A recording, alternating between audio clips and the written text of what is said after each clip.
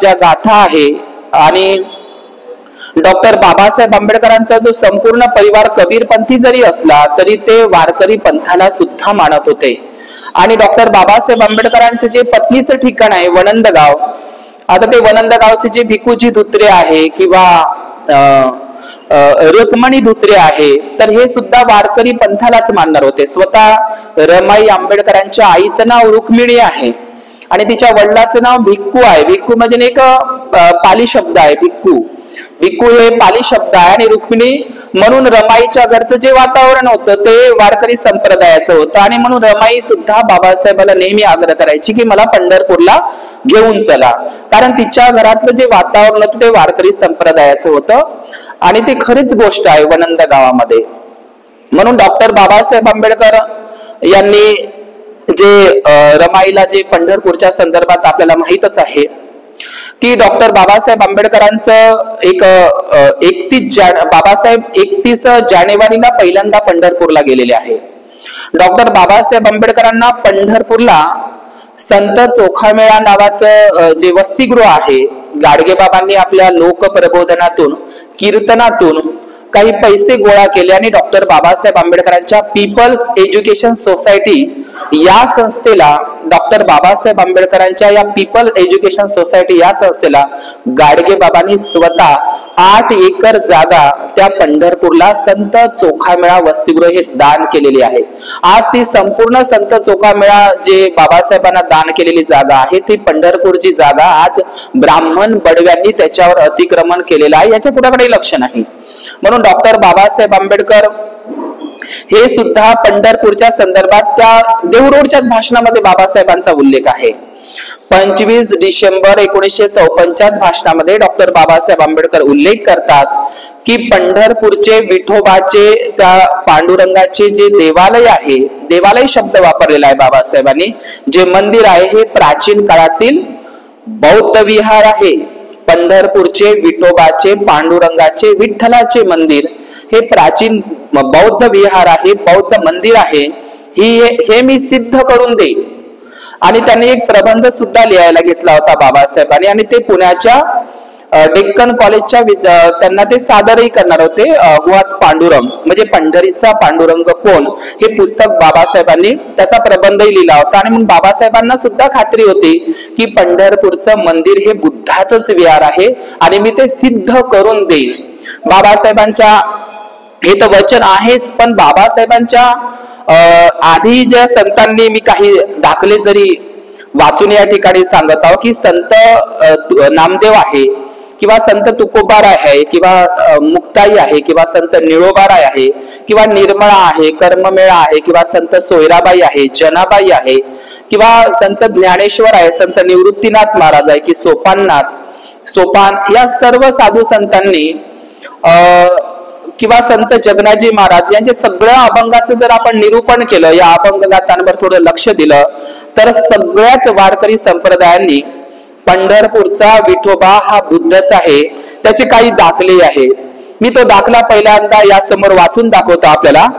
या ठिकाणी पहिला दाखला देणारा मी की पंढरपूरचा विठोबा हा कसा बुद्ध आहे। संत चोखामेळा यांचा दाखला आहे।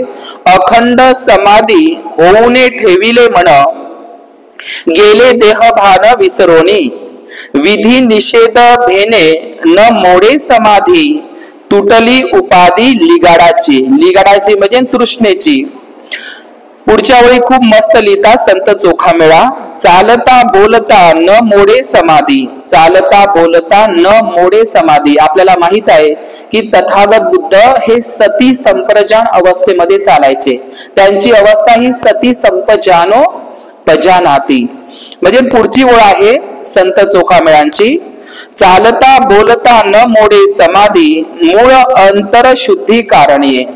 त्यांची चालता बोलता जे सती संप्रजान अवस्था होती, त्यांची जी समाधी होती, याचं कारण काय तर संत चोखामेळा सांगतात की त्यांचं अंतकरण हे आतून बाहेरून शुद्ध होतं, म्हणून त्यांची समाधी चालता बोलता होती। पुढची ओळ वापरतात संत चोखामेळा, चोखा म्हणे ऐसा समाधी सोळा, जाणे तो विरळा जगा माझी। हा असा बुद्धाचा हा तथागत बुद्धाचा असा हा समाधी सोहळा, जगा वेगळा समाधी सोहळा, जाणे तो वेडा, तो कोणालाही जाणता येत नाही, विरडाच त्याला जाणतो, असं अभंग क्रमांक 140 या गाथांमध्ये संत चोखामेळ्यांचा म्हणजे बुद्धाच्या संदर्भातला हा अभंग आहे. आपल्याला सर्वांना माहित आहे की सुत्त निपातामध्ये जरासुत्त, विजय सुत्त आणि आपण परित्राण पाठामध्ये दैनंदिन जे सल्ल सुत्त घेत असतो त्याच्यामध्ये तथागत बुद्धाने शरीराची म्हणजे नश्वरता, शरीर कसं दुर्गंधमय आहे ते अनित्यतेचा भाव जो जरासुत्त, विजय सुत्त आणि सल्ल सुत्तामध्ये बुद्धाने दिला, तोच भाव बुद्धाचा अनित्यवादाचा सिद्धांत, शरीराची नश्वरता या संदर्भात संत चोखामेळ्याचा एक अभंग आहे. तो अभंगाची ओळ आहे अशी, जे जे दिसे ते ते नासे, जे जे दिसे ते ते नासे, असा तो अभंग आहे. मी पुढचा अभंग तुम्हाला या ठिकाणी वाचून दाखवतो. हा अभंग आहे संत चोखामेळा यांच्या ज्या पत्नी आहे संत सोयराबाई यांनी बुद्धाच्या संदर्भानं तो अभंग या ठिकाणी लिहिलेला आहे.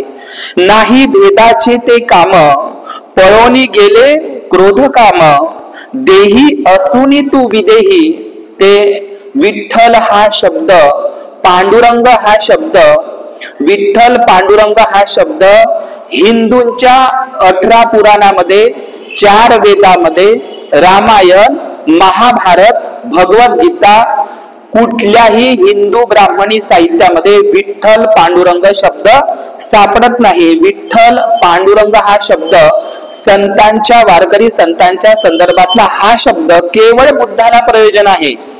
तर आपण संत सोयराबाईचा या ठिकाणी अभंग घेऊया. नाही भेदाचे ते काम, पळोनी गेले क्रोध काम, देही असुनी तू विदेही, सदा समाधीस्थ पाही. ती विठ्ठलाला, विठ्ठल बुद्धाला म्हणते सदा समाधीस्थ तू पाही. देहासी विटाळ म्हणती सकळ, जी वर्णव्याधी व्यवस्था म्हणते की देहासी विटाळ म्हणती सकळ, मनते निर्मळ शुद्ध बुद्ध, मनते निर्मळ शुद्ध बुद्ध, हा संत चोखामेळ्यांची पत्नी संत सोयराबाईंचा यांचा अभंग आहे. तिलाही हा विठ्ठल हा बुद्धच दिसलेला आहे. त्यानंतर संत बहिणाबाई, आपल्याला सर्वांना माहित आहे की एक महाकवी अश्वघोष होऊन गेले.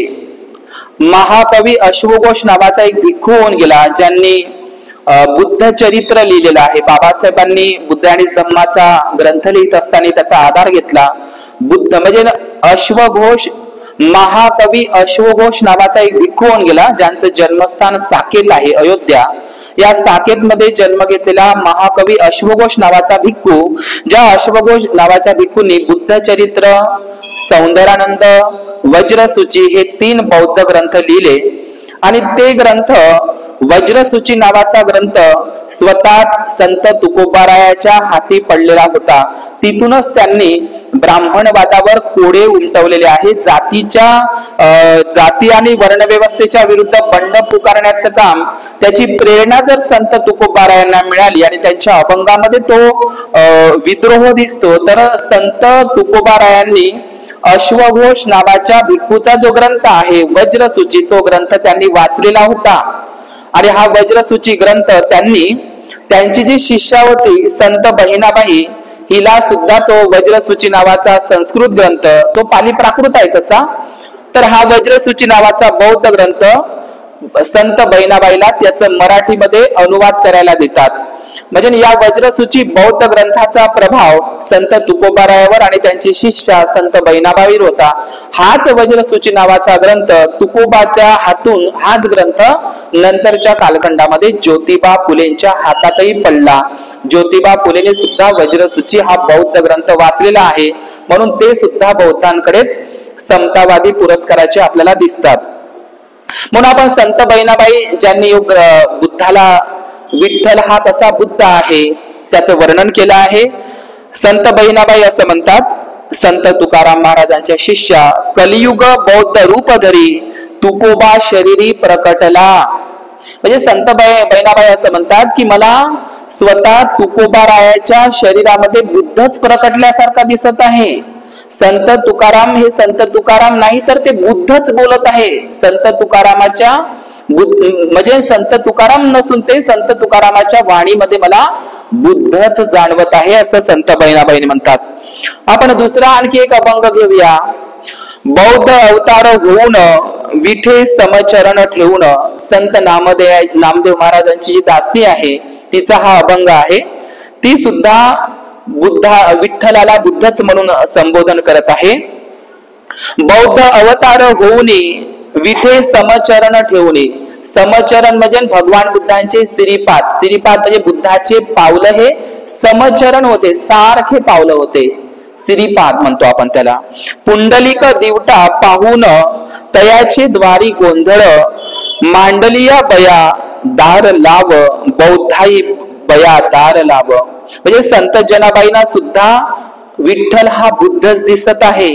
संत जनाबाई ह्या गंगाखेडच्या आहेत, त्या पुन्हा आपल्या अभंगामध्ये पुन्हा म्हणतात, आता बुद्धची झाला सखा माझा. सखा म्हणजे मित्र, कल्याण मित्र आपण म्हणतो पाली भाषेमध्ये. म्हणजे बुद्धची झाला सखा माझा असं संत जनाबाई म्हणतात.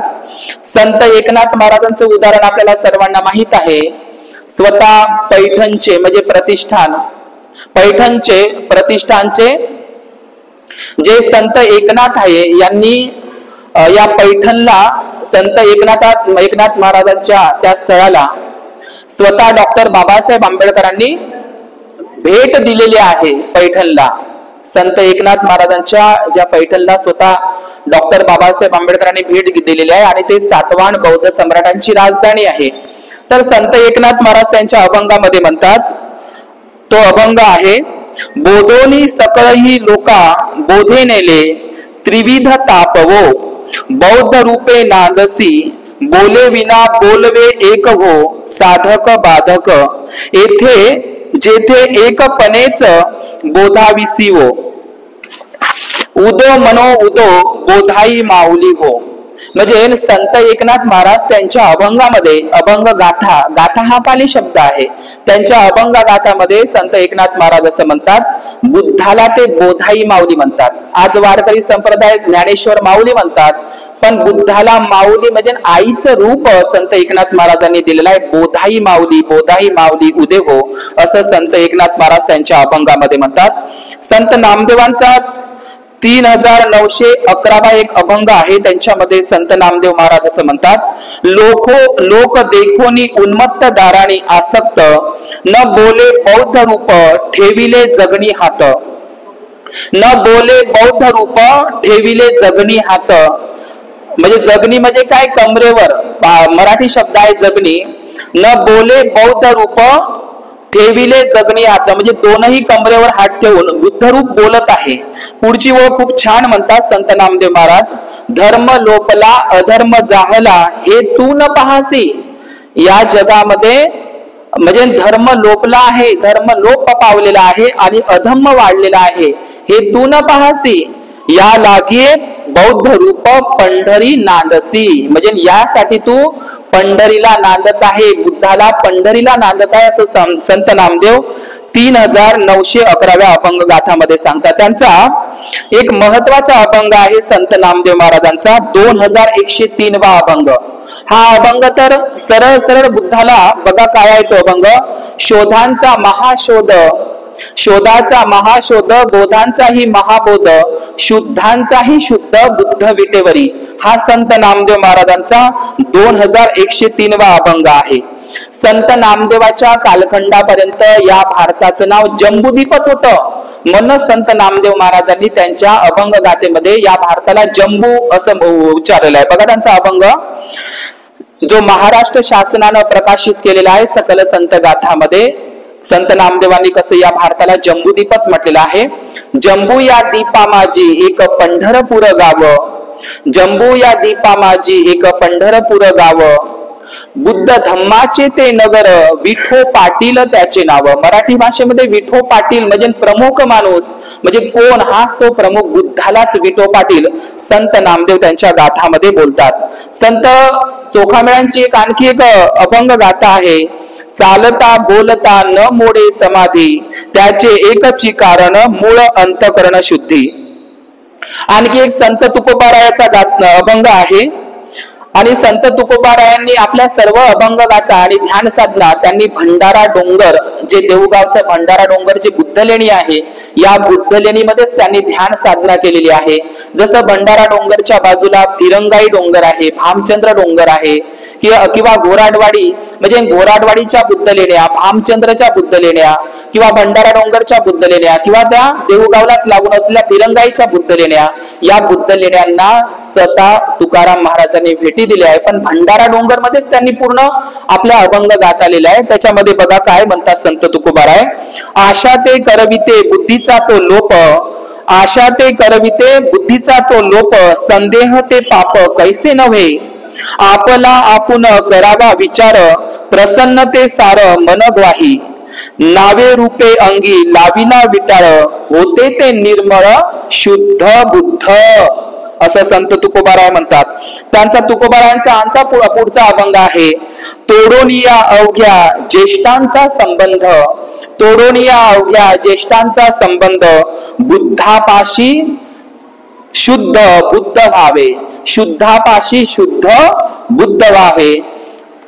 तथागत बुद्धांचा एक कालाम सुत्त आहे, त्या कालाम सुत्ता सुद्धा आपल्याला संत तुकोबारायाच्या अभंग गाथामध्ये दिसतो. सत्य असत्याशी मन केले ग्वाही, मानियले नाही बहुमता, किंवा तुका मने व्हावा मनासी संवाद, आपुलाची वाद आपणासी. या तुकोबारायांच्या गाथांमध्ये तथागत बुद्धांचा स्वातंत्र्याचा जाहीरनामा, कालाम सुत्ताचा उपदेश आपल्याला स्पष्टपणे जाणवतो. आता आपण अभंग गाथा 1155, अभंग गाथा 1155 हा अभंग आहे संत नामदेवाचा. या संत नामदेवाच्या 1155 या अभंगामध्ये विठ्ठल हा कसा बुद्ध आहे ते त्या आणखी ते सांगतात. बौद्ध श्री वसाचे घरी, त्यांचा अभंग आहे 1155 संत नामदेव.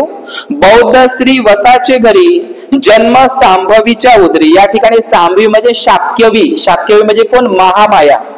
बौद्ध श्री वसाचे घरी जन्म सांभवीच्या उदरी म्हणजे शाक्यवीच्या उदरी, राजकांतिया नगरी, राजकांती नगरी म्हणजे कोणती, कपिल वस्तू नगरी, निरंतरे रूपे तू राहिला, ध्यान मुद्रा मांडोनिया, ध्यान मुद्रा मांडोनिया, वस्त्र शस्त्र त्याजुनिया, वस्त्र म्हणजे कोणते, जे राजवस्त्र होते, जे सिद्धार्थ गौतमाचे जे राजवस्त्र होते आणि राज अलंकार होते, वस्त्र म्हणजे राजवस्त्र आणि शस्त्र म्हणजे रोहिणी नदीच्या पाण्यासाठी तू शस्त्र त्यागले, तू ग्रहत्याग केला, असं संत नामदेव म्हणतात.